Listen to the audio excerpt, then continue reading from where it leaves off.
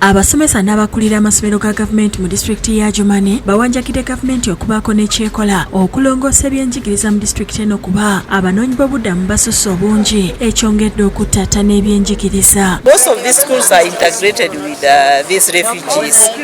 The enrollments are too big. You may find a class of 180.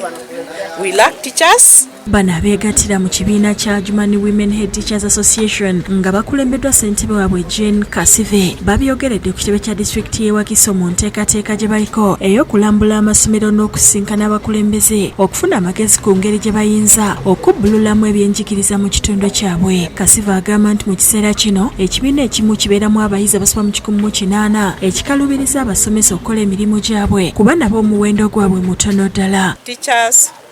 On child ratio is 1 to 100, and that one gives us a lot of challenge. Ssentebe wa disitulikiti y'e Wakiso Bwanika abawadde amagezi okukolera awamu n'abakulembeze ne gavumenti eya wakati. The recruiting team, the one in charge of promoting, assessing, disciplining, if it is composed of those from the field of education, then they will know the practical challenges of that field. When I was about to assess, I was yawangudde odi ate yawangudde ate abalala bali n'abalina esente zisinga ezaffe nga dafukozeeki kati ekyo kye tubayigiriza ng'abo abakulembeze ababa naabwe bagende batuleyo eri batulere banaabwe bakole kyekyo. Yababuulidde ekisinza okuyamba Wakiso okuyitimuka mu byenjigiriza.